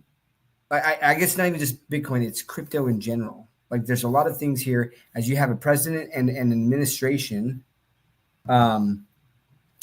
that is very friendly to crypto and is making it a lot more appealing and the sandbox a lot more friendly to play in. There's going to be serious money. I think I just read something. I have to fact check it, but I think that it was like Arizona that just said that they're going to have their own Bitcoin reserve. Yeah, right? They just passed that yesterday. Yeah. And so what happens when there's states and countries, other countries that are now like, well, we want a Bitcoin reserve too, right? Like people are going to be selling, like that price is going to pump, and the people who are going to be able to hold the Bitcoin and then they're selling it to these countries or these states, they're going to have a lot of money. And historically what's happened is they just roll it into altcoins, right? And they bring it back into that. So, yeah, huge stuff, guys. Like, I mean, that accounting pronouncement that, again, was not really even covered was so massive because now companies can hold it on their balance sheet, and having it mark to market is so much more friendly. And then you have like the OCC, the FDIC, and I don't think the Fed has followed suit yet, but where they basically repealed all of this kind of like non-friendly crypto regulations, the guidance, right? Yeah, Right. yeah, like the guidance. Yo, Mrs. Rain. It's been way too long since I had her say hi to everyone. I feel like I haven't seen Randy for a minute. Or yeah, I guess you're right. It has been a while. How rude. She's like, no, I hope I didn't just dox Randy. I forget to not dox people in crypto. I'm so bad at it. Yeah. It's all good, I'm trying to actively be, Yeah. more aware. It's all good, Raxel. More aware of your nicknames. She made some crypto purchases the last while. Ooh. Yeah, I've made like $1,200. I'm super excited. My advice to her was don't check. Her advice was what does she do? She checks it like all the time. I'm like, I'm like, just set it and forget it. She's like, yeah, but it's done nothing but go up. And it's like, that's not guaranteed to continue. So just like, there was one day it went back, and I was like, exactly. It messes with your. It's true. So I asked her to step in, say hi. I apologize for interrupting, but she had a second. I was like, come here. I think that everyone's okay with that interruption, Rain. Yeah. I feel like you're a guest on Mr. Rogers' show. I was like, oh, who do we have here? It's Raxel That was a great show. Puppets, or was that another person? I don't know. Probably another person. Yeah, I don't really have I have Dashi, but that's about it. I don't really have. Yeah. Not yet. And don't get a wife. Like, even when you make crazy money off of OMI this cycle, don't get a wife yet. Just girlfriends until you learn how to manage that, because so many girls will come after you for your OMI gains. And like, I don't know galore. about that.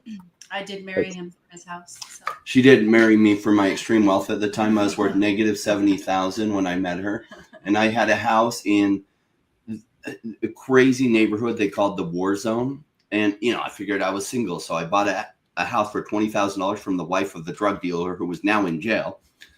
And I was like, what do I care? I'm single. I got guns. I'll fix it up, and like if somebody breaks in, I'll reinforce the doors really well, and I got guns, so they'll stop, and then I met this girl and I was like, crap, I hadn't, planned on that. So she's like, yeah, that'll work. I was like, all right, she's brave. I'm telling you, brave. Gunshot 3 times a week. So she married me for my house. That's our running joke. She married me for my riches, so I was worth negative $70,000. And the free entertainment on a Friday night. Yeah, with the prostitutes. What she liked about the house is you could get pharmaceuticals any time of night. For not even too bad of a price. You could have entertainment where they'd come to your place for really cheap prices and entertain you however you wanted. And they're everywhere in that neighborhood, and so adventures galore. You could watch cops on your front porch. Yeah. We lasted like 6 or 8 months. Well, yeah, we moved out of there. Like once we got it remodeled, and she didn't love, for some reason, I built this nice fence that that protected it, so it was like at least a small compound. And then the druggies figured out, oh, cool, I can just throw my needles over that. And for some reason, she didn't love it when her young kid was running around and playing out there and being like, "Oh, mommy, what's this drug needle? What's this?" She's like, "That's a drug needle." So, we decided rent that out and move. How do you know that wasn't an insulin needle and they didn't need that for life? True, could have been. We will never. Hadn't thought about that. But I did not. Baby, it was totally an insulin needle. I was like, "We're done." Yeah. Go. So off we went. Yeah, she's just a gold digger. Yeah. She married me for my house. It was his gold chains that did it for me. Yeah. So be careful of those gold diggers; they're trouble. Yeah. I used to have gold chains too, but they kept getting caught in my hair, and I don't have that problem for some reason. I don't know why. I try to get it caught in my hair, and it's just hard. Well, she gonna say bye, but thank you for joining us, babe. Bye, Axel. So I forget where. Oh yeah, Jason saying huge point on accounting doc. Love that point. Yeah, and this is the thing about research, right? The more you know about a subject, and you can see. So look, I went and looked back, and yeah, it was 2023. That's crazy. But in July and August and September of 2023, I kept talking about all these catalysts for Bitcoin and how big of a deal it was, and the price pumped substantially. Oh, those 6 months, Bitcoin went, right? And then the announcement of that Bitcoin ETF was kind of that final cherry on the top. But all of the signs were starting to happen before then. But everyone FOMO'd a lot during the Bitcoin ETF, right, where that started to go up more. And I think that's the same thing that I'm looking at with OMI, right? Is we're seeing a lot of these promises fulfilled, right? Now we have this website stacker. We have OMI to NFT. That was a big promise. We have cash out. Man, I can't even remember all of the. I should have created a list of all of the things that the fudder said that were lies. That they just were Comey said this or VeVe said this, and this is a lie, and this is never going to happen. And all they do is they just keep moving the goalposts, right? As VeVe and Comey continue to make good on the promises. But that's the thing is I feel like I'm in the trenches really understanding a lot of this stuff, and most people aren't. And so all of a sudden something is going to hit with the narrative, and OMI's going to go big, and people are like, how? Of course. Okay, think about this, right? Let's just envision a world in which OMI does pump. Okay, let's let's envision the world. What's that? I said, envision this world. I love this world. I love it already. So envision this world in which OMI pumps. I do have to step out and go, everyone. Lifelong friend. I told him I'd catch a movie with him. It happens to be tonight. So you see in the Star Wars 20th I've got an appointment anniversary upstairs, but one of those two things is true. Yeah.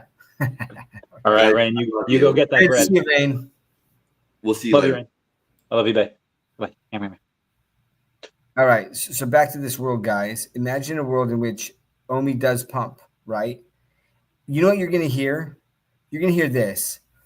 Of course the token would pump. It's tied to some of the largest IP in the world. They've got Disney. They've got Marvel. You can buy all of that stuff with crypto. Of course. Why didn't I? Of course, it was there the whole time. That's what you hear. That's what you heard with Bitcoin. Of course, Bitcoin was going to pump. It's got a fixed value, right? Like you can transfer it all over the world. It's got all the properties of money, all of these things, right? Except for the physical, tangible part of it. But like all of the things about money, like of course this is going to make sense, right? Like, but it's all after the fact that it happens, even though the signs were there. And so that's where we keep talking about these calculated bets.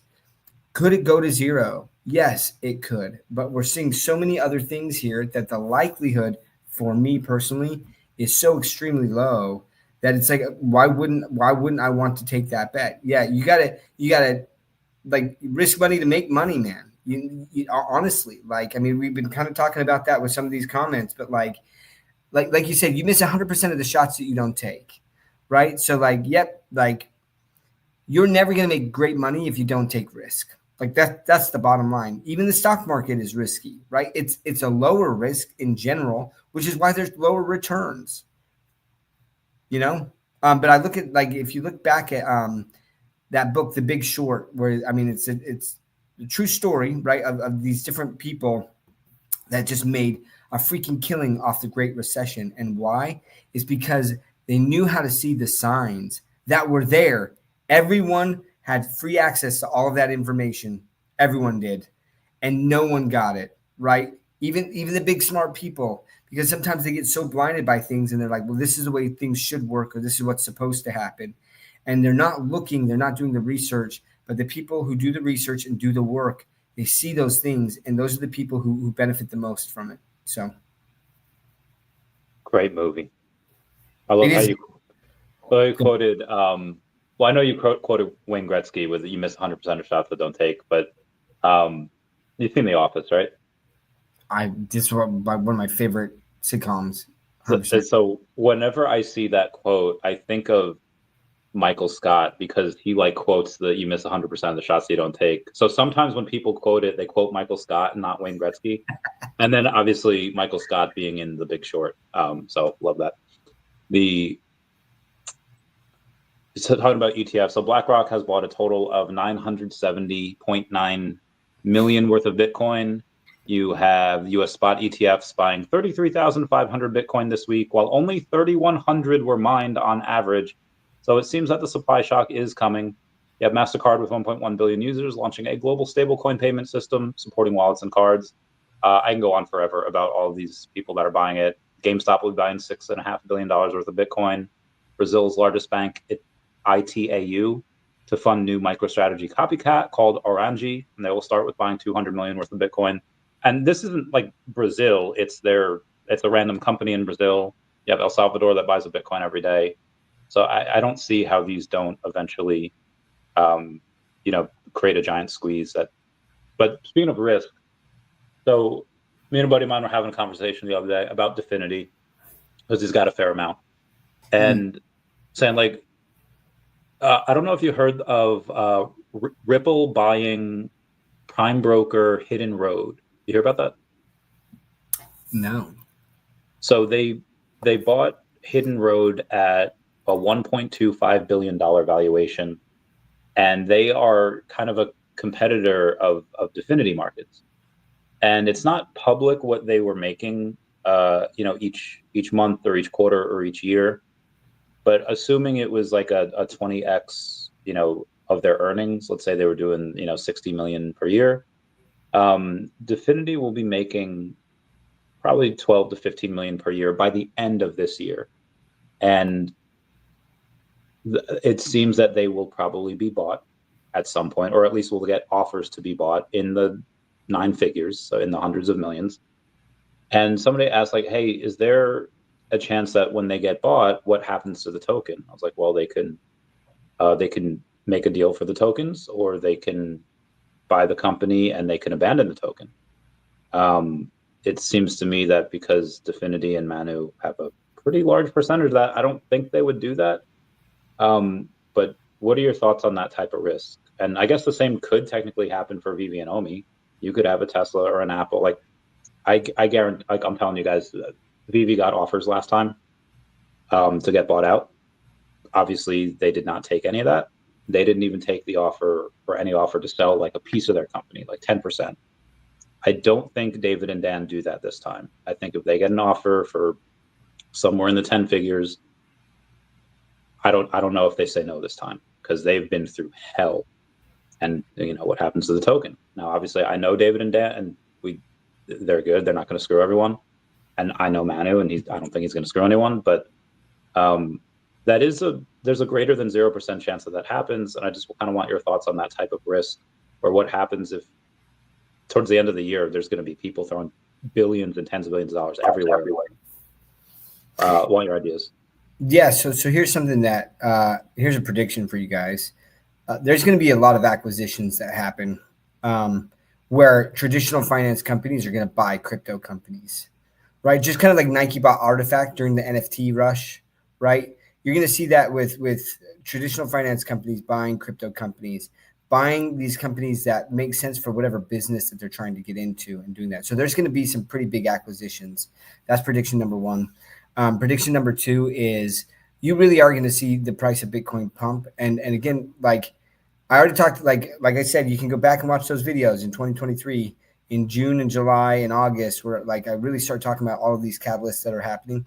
More catalysts are happening right now to pump the price of Bitcoin above what it's been at, right? I mean, you still have the Bitcoin halving that already happened, right? But that was a big deal. The Bitcoin halving was a big deal, right? Because it does create this supply shock. And normally what you've seen is that the price of Bitcoin hits a new all-time high 12 to 18 months after that. So here's the thing is, now that's historically, that's what's happened. There's been some big events that have happened that could change that, right? That timeline of the 18 months, but like that Bitcoin having happened last year, right? Right? Or am I? Yes, in 2024, yes. In like April of 2024, April or May. So you got like historically Bitcoin hit an all-time high 12 to 18 months out. So we're around that 12 months. Obviously, it already has hit a new all-time high from where it was before, but I think it's going above that for some of the catalyst reasons, right? Of the fact that now you're going to get regulation that's going to clarify what companies can and can't do, right? And like or even around like what's a security and what's not a security for some of these tokens. That's a big deal. But you're also starting to see a lot of this technology really start to make sense and start to be used. And that's where you're going to get those acquisitions that are going to happen. And on top of that, you're going to get more and more countries and or states that are going to have a Bitcoin reserve. All of these things, right, like in and of themselves might not matter much. But when you put them all in combination, it really starts to create this swell, right? Think about that, like this wave coming and the more and more water is added to it. And by the time like it hits that reef, I mean, that thing could just swell and just be this massive, massive wave. And that's what I think is going to happen. I think that this next, like there's some people, and this is what's so funny. You get these YouTubers with big channels and they just like, they're like a willow in the wind, man. They just bend to like whatever. Like so many of them are like, oh, we've already hit, like the bull run's over. Literally like 2 weeks ago, I was hearing that the bull run was over. It's done. It's done. And I was like, what are you talking about? Like, that doesn't make any sense with all of this stuff that's going on, like that I'm seeing here. Like, at least make a logical argument as to why, right? Like, walk me through that thought process. And they're not doing that, right? All they're saying is like the price, listen, normally by this time, this is what's happening, And it's like, okay, but like you're still not talking about all of these other things that could have a significant impact on the price moving forward. Like talk about that, right? They're not. And those are the people that I'm just like I don't trust you. You're not a good investor. You didn't make your money off of investing in crypto. You made it off of being an influencer in the crypto space, which is very, very different, right? And so, I mean, going back to like these acquisitions and VeVe and selling the company and the risk that's associated with it. There is risk, but here's the thing: you've got to think about when these companies they make an evaluation to make the offer on how much to purchase the company for. They're accounting for a lot of users that are tied to OMI. So if they buy VeVe and then they drop OMI, they better realize that they're going to upset a significant portion of the core community that will walk away, right? They'll feel betrayed. and they're just like, I'm never touching this again. Maybe I don't sell my VeVe collectibles. I'll hold on to those or something like that. But like, I'm not buying anything ever again from that. And like, you got companies are like, we're paying a premium, right? We're paying a premium for customers. So for example, when a bank acquires another bank, one of the biggest premiums in that is the deposit relationships that they have, because it costs a lot of money to get and acquire those depositors. And they need those depositors because that's what they make their loans off of, right? And so like, it's going to be the same thing with this business, is like they're buying VeVe off of the cash flows and the customer base, right? So if all of a sudden they're going to buy it and they're going to cancel the token, they're not going to do anything with the token, they're literally cutting off their legs in that. And so like, does it make sense? Not for VeVe, not for a Comey, maybe for Definity. I don't know how big the holders are of Definity. I have Definity, but is that a bigger risk maybe because the community isn't so big? And who are the users really of their services? Traditional finance companies, right? That is a bigger risk. So I would say Definity is a bigger risk, but also the market cap on the Definity is quite small. And then when you look at the acquisition and what they can do, here's the interesting thing. If they acquire them and do nothing more with the token, but they don't announce that they're not going to do anything with the token, the price will pump significantly just based on the FOMO and that narrative that will hit. So agreed. I mean, it's at 2.6 now, which is still really low, but it was at 1.3 cents like a month or so ago, and it's like I wish I would have just stacked a little bit more. Also, Tesla is really more of a software company. Really, more accurately, it's about a dozen different companies rolled up into one, and I think that it might behoove them, or really more SpaceX, to get into digital collectibles, because that's one of those things that they would be able to go in and just have that recurring revenue. As I agree, the company needs existing customer base, yeah. But yeah, buddy mine just asked that about Definity the other day, because it's like, hey, what happens? And I'm like, well, I don't know, but I would expect that that Manu does right by his peeps. Anyway, moving on here, we've had oh God, where's our messages? Ah, here it is. Do you know what log X is? like logarithmic X, like the function? No. So they're a company. They're on X. They have like 250,000 followers. They're an exchange, and they had this tweet the other day saying like, "Hey guys, there's no listing fee. Y'all can list on here. Just give us liquidity so we could list it, and that's it." And I had a couple of people message me about it, saying like, "Hey, this could be like a slam dunk for VeVe. There's no listing fee," but they still would have had to provide liquidity for it. So it's a decentralized exchange. Outside of it being a Uniswap like DEX pool on base, I didn't really see much of a difference in it.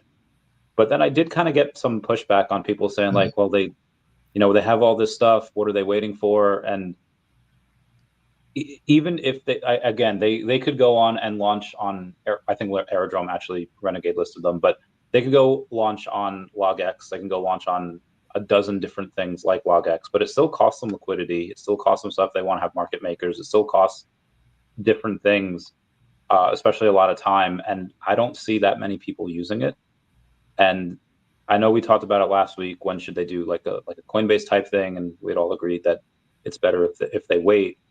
But what do you think about launching on smaller exchanges first? For me, it seems that they're going to waste a lot of time and money. And if there's no people that are going to buy on these smaller exchanges, it's kind of a waste. But maybe that's the better thing to do, where you start off small and then you at least turn sentiment around. What do you think?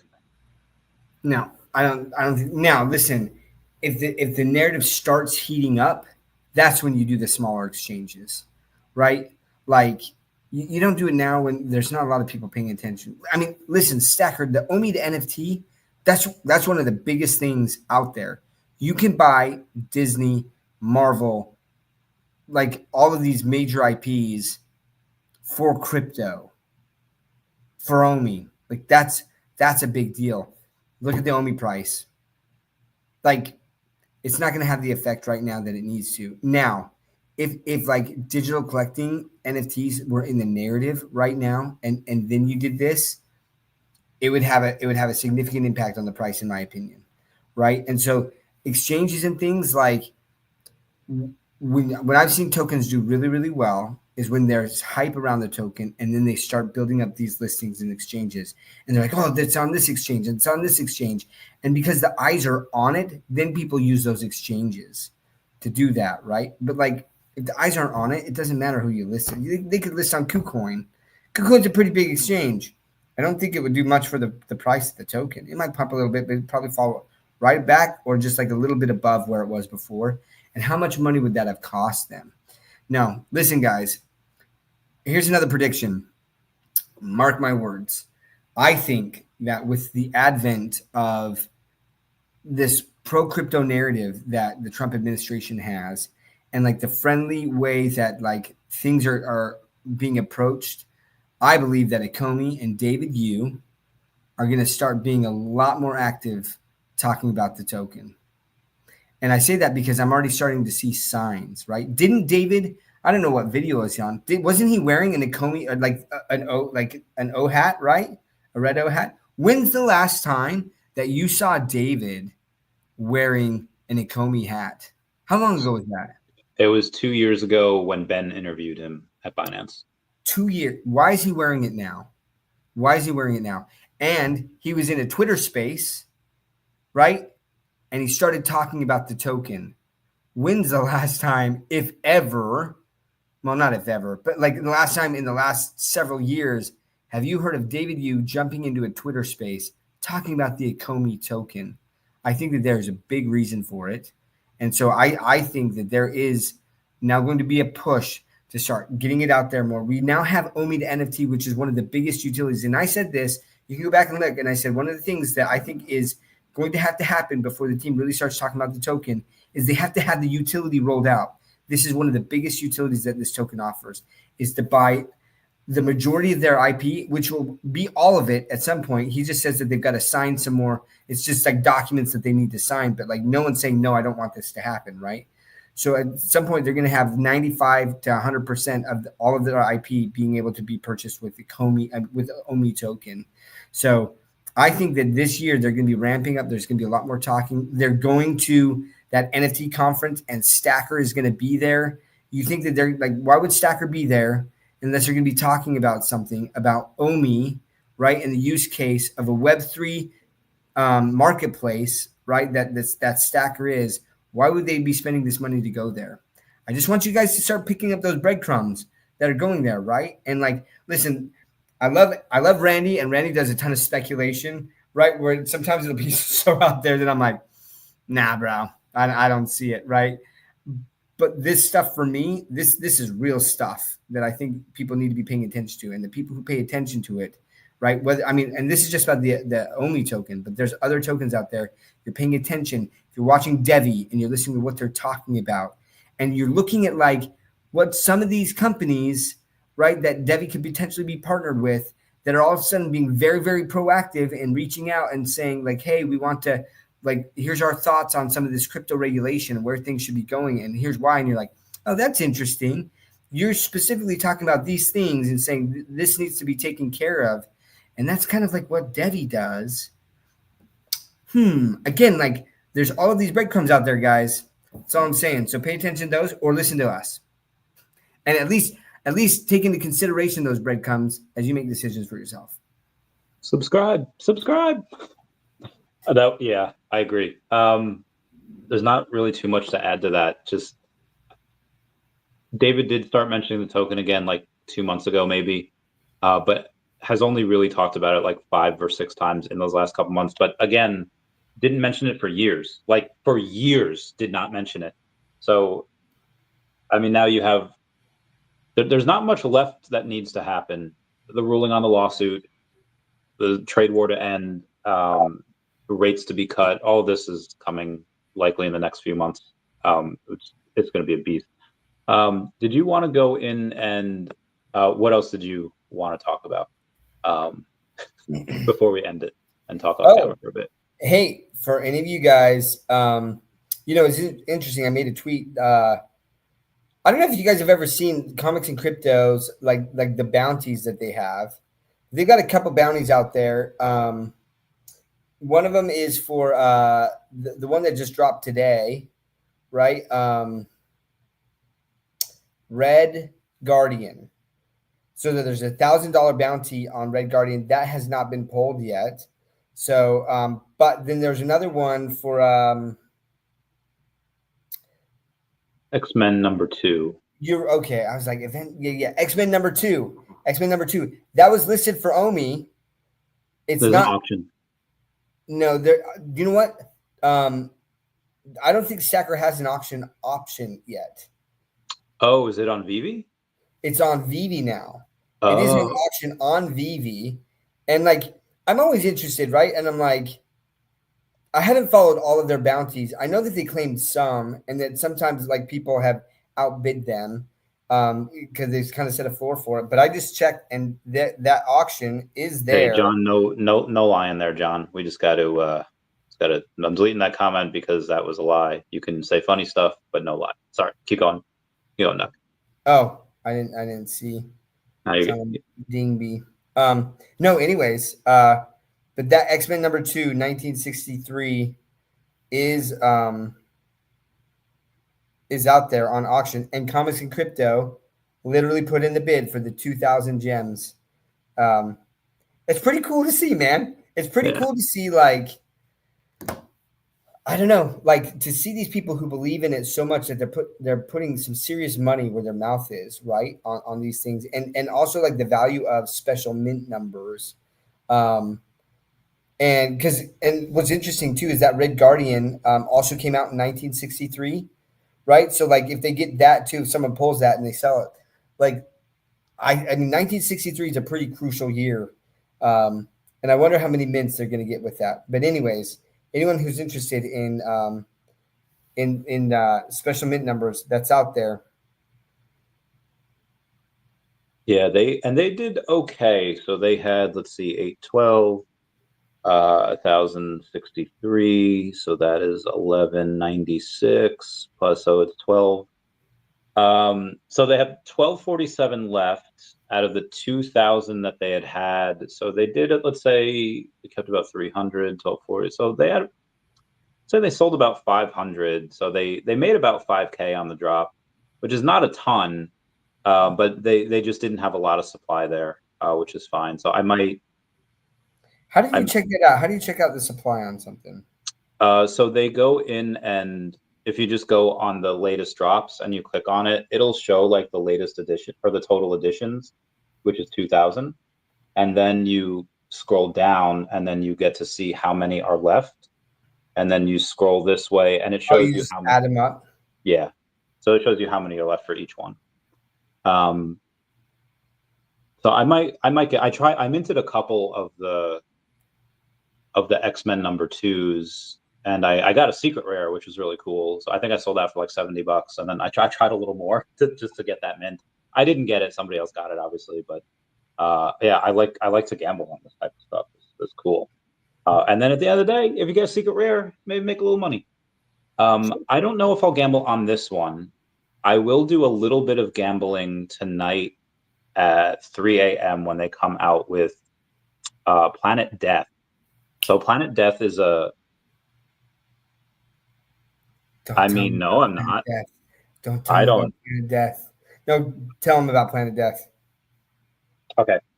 So Planet Death is something that I didn't know about, but Sean from Comics and Crypto had posted on Facebook before about saying that it's this really awesome comic, sold like 600-something thousand copies. It's like the biggest indie comic like ever. And it's coming out on VeVe tonight. And there's only 1,000 of these that are coming out, or 990 because VeVe keeps 10. And will I bet the farm on it? No, but will I get a few of them? Yeah, I'll get a few of them. I haven't read it, but apparently, like you don't sell 600,000 copies without it being pretty freaking good. So I'm gonna go get that bread. I don't know if I wasn't supposed to. No, I was just joking. Comics and Crypto has like a big tweet about it. You guys can go look at it. But yeah, I just know that there's probably going to be some stiff competition, and it's just like I'm on the East Coast too, Randy. I'm in a hotel right now on the East Coast. I got to tell you this story. Yeah. Actually, So like I'm on the east coast of Florida, right by the beach, and so I'm all excited to like get to the beach and stuff. And I get out there, and there's like this walkway that leads up to this beach. It's kind of like this wooden bridge or whatever, and it goes straight, and then there's like a curve to go down into the beach, right? So at this curve, there was this girl, and then me and my coworker, we were like out there. We were just like looking at the beach and stuff. And so then I asked this girl, I was like, hey, you know, do you live around here? And she was like, yeah, I've been like, I moved from Georgia. I've been here for 3 years and stuff. And I was like, okay, so like, you know, this beach pretty well. She's like, yeah. And I was like, okay, are there sharks around here? And she's like, yeah, but you don't really see them. And I was like, oh, okay, cool. And then I was like, hold on. Like when you say you don't really see them, I took that to mean that like you don't really see them around here. But is that what you meant? And she's like, oh, no. You see them around here, like, but you don't see them. Like the water's too murky. So you just don't see the sharks. And I was like, no, that's not good. I'm like, I want to see the sharks coming, right? Like if there's a shark, I want to see it coming so that I can freaking try to get out of the water or punch it in the nose or something like that. What I don't want is that there are sharks and that you can't see them, which is exactly, you know, and so then like, I was like, that's a little crazy. And so I was like, hey, do you know anyone? Like, you've been here for 3 years. Do you know anyone who's got like bit by a shark? And she was like, no. And I was like, oh, okay. So anyways, I go back to the hotel and I was talking to him and like the people at the check-in. And I was like, do you guys know, like, have you guys heard of anyone getting bit by sharks? And this guy was like, oh yeah, like there's a dude, like he definitely got like his calf bit. And he's like, the crazy thing is with sharks too, is like, it's not like a clean bite off, right? It's like, they like latch on and they just like slowly saw your calf off as they just, and I was like, I was like, maybe I won't go in the water. But here's another interesting thing. As I was walking down the beach, I saw all of these beached jellyfish, dude. Like, you know how sketch like that is? Alive or No, but it doesn't matter if they're alive or dead. Like, they still sting even though they're dead? Bro, there's still venom like in the stingers. It's not like the venom just like, I mean, I'm sure it dissipates over time as they like dry out or whatever like that. But like, think about this: like, you kill a bee and then you take the stinger and you sting yourself. Like, you're still getting the venom from the stinger, right? Like, it's not like the venom goes away. Yeah. And so like, dude, I got to be careful out there. But I was like, well, I know that depending on the jellyfish, you know, the stings can range from like kind of like an itchy, mild annoyance to like you're going to the ER, right? Like, and talking to the people at the front desk, they're like, oh no, like yeah, like these ones, if you step on that, like you're gonna go to the ER. It's just like freaking Florida, man. What's up with your beaches? Like that's jacked. You got sharks and jellyfish just like on the beach. It's messed up. That's a no for me, dog. Have you seen the viral question about could 100 people take on a girl? Okay, so I knew what you were gonna ask as soon as you started saying that. What are your thoughts? I need to know what you think. Dude, I have actually, and I think that this is like a guy thing. Like I don't know, right? Where we're just like, could we take a gorilla? Could we take a gorilla? You know, and like, I think that we would be like 100 guys is a lot. Like it's a lot of guys, you know, and so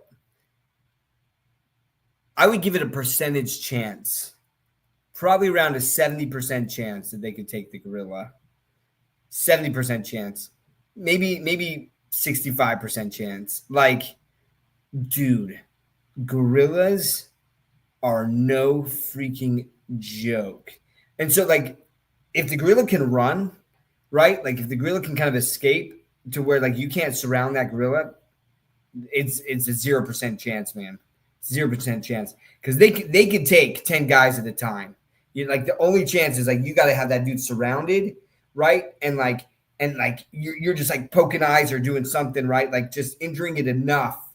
Like I mean, because they're freaking muscular. Like punching's not going to do anything to it, honestly.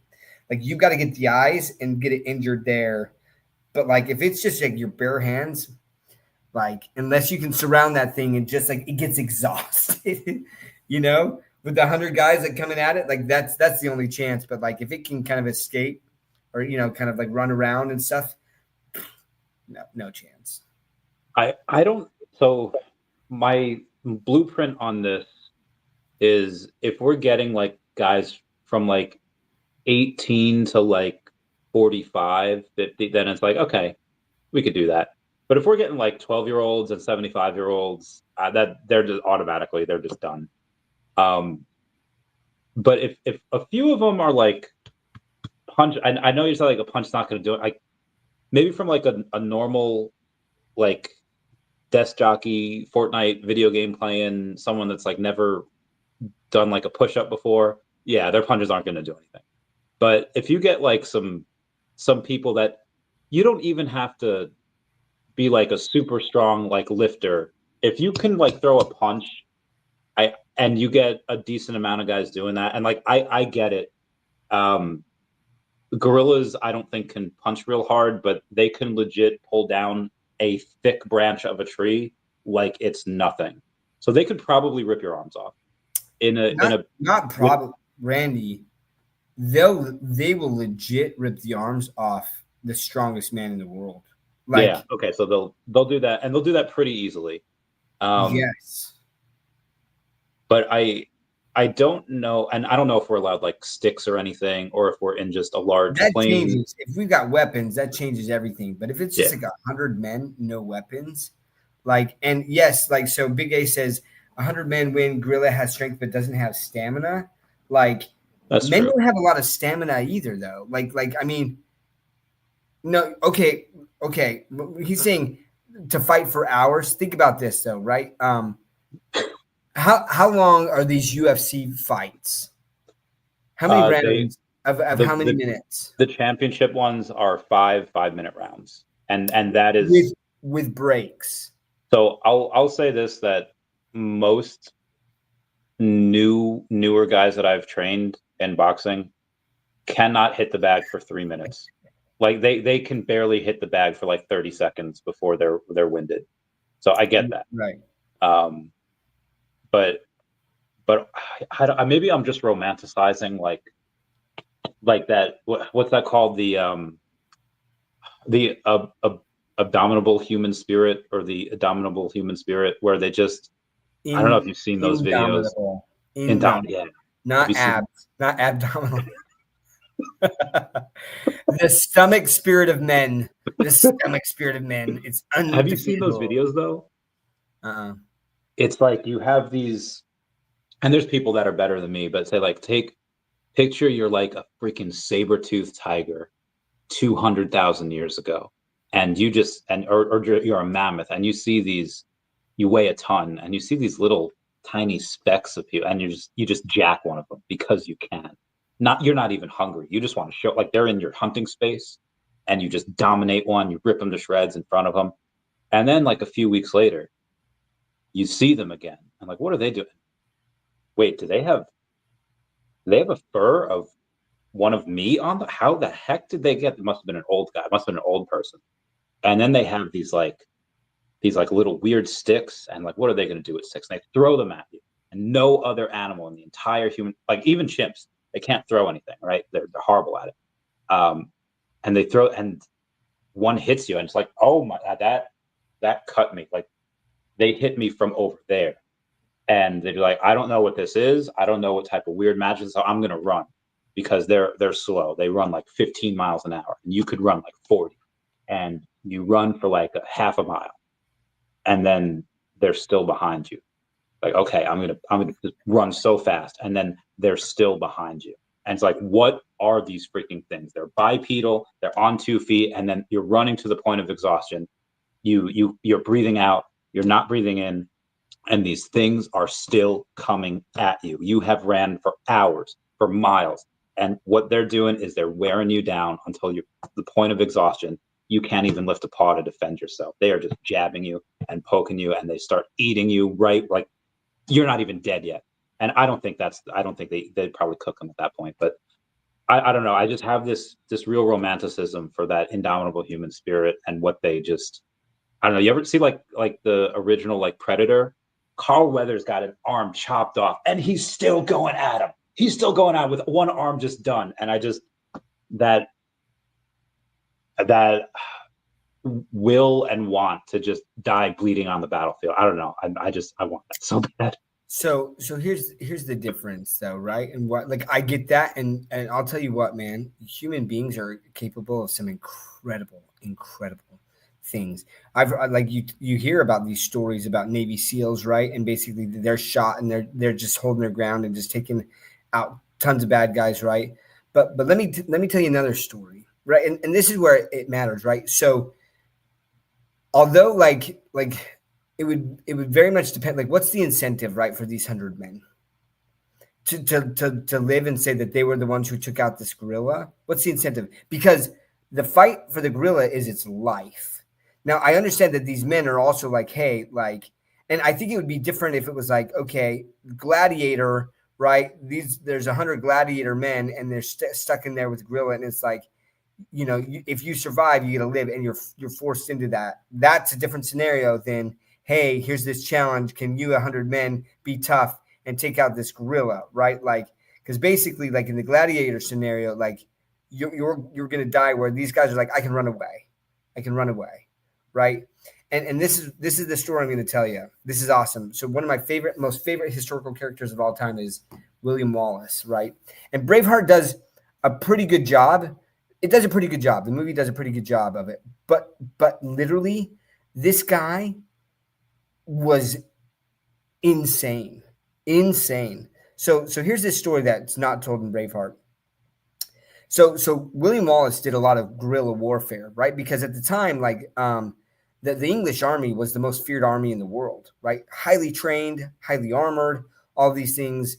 And like, he just had a lot of like ruffians, you know?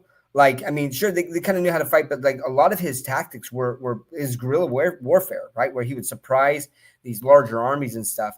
So at one point in time, there's this army coming out of this castle, right? And like, and now a lot of these men, like coming from England, they were paid soldiers, right? Like they're paid. Whereas you got William Wallace and his men, they're fighting for their freedom in their country, right? So again, that's a very different mindset of like why you're fighting. So William Wallace's army is about a fourth the size of this army. Okay, they're not armored, right? They have weapons and things, but they surprise attack. They surprise attack this army, and basically what happens is, as they're going, Wallace knows, he's like, listen, if we can take down the leader of the army to where the army feels like, hey, like this is the guy who's going to pay us. If he goes down, we're not even guaranteed pay anymore, right? So he takes down the leader of the army, and everyone starts retreating to the castle. Again, this is like a fourth the size of the army. Like his like guerrilla guys are like taking out this army, and they're all running away. Even they're like, honestly, if they stood their ground, they would have demolished William Wallace's army. But there was fear, and these people were willing to fight to the death, and these other people are like, I'm not going to get paid, and that's why I'm here, right? So they all start retreating. Now here's where the story gets insane, and this is where I want to point to, like, when we're talking about the guerrilla and the fight for its life and what it means, right? And the fear is. So Wallace puts on the armor of this guy. He throws on this guy, just like rips the armor off this guy and throws it on himself. And he jumps on a horse and he starts retreating with the English army back into the castle by himself. Now, by this time, he had a name for himself. He'd made a name for himself. And the English were really afraid of him, right? So he gets into this castle. They close the bridge. And he's inside the castle with all of these armored soldiers, and he rips off his helmet, and he's like, I am William Wallace, and I demand you surrender this castle to me, or you will all die this day. Right? And like, logically, you'd be like, no, I think we could take you, right? I think we got you. They surrendered the castle to him because of this fear of his legend, right? And here's what I'm going to say with this guerrilla. You get 100 men, and those 100 men see guys' limbs literally ripped off their body and their faces bitten off. I wonder how much gumption those men are going to have at that point to continue the fight, right? Or do they get scared and they're freaking out? So, my dude, Billy Moss is freaking the bomb, dude. Like you should read his history. It's so crazy, so crazy. There is a reason why they literally like quartered him, right? Like with horses, and then put his limbs all over Scotland, right? Because of the damage that he did, and they had to try to disrupt his legend of what he was, right? Oh, so crazy. But anyways, back to that gorilla, man. Like that gorilla is fighting for his life, and at some point, does he create a big enough legend of himself in that fight to where just the mindset of 100 men are just like, I can't. If I make the wrong move, like literally, my arm is gone, my leg is gone. Like, I don't know. It'd be interesting to see. That's a good point. I wasn't thinking about the reactions of people where you see the guy in front of you's like arm just snap off, or the gorilla just taking a giant chunk out of their back and shoulder. They just bit him and just, yeah, that's a good point. I hadn't thought of the reactions of people. You have some people that just freak out of the sight of blood and they freak out. Yeah, so that's fair. Yeah, I guess we'll never know. We'll never know. Probably not. One day. Not. This was a fantastic way to end this. So I definitely want to talk off camera about a couple of things, but yeah, this is a fantastic way to end it. Guys, glad y'all are here. I love talking to y'all each week. Sleeping that's here for the Gorilla Talk. I love all of you. Everyone say bye-bye to Dashi. Bye-bye. Bye, guys. Peace out, fam. No, Randy.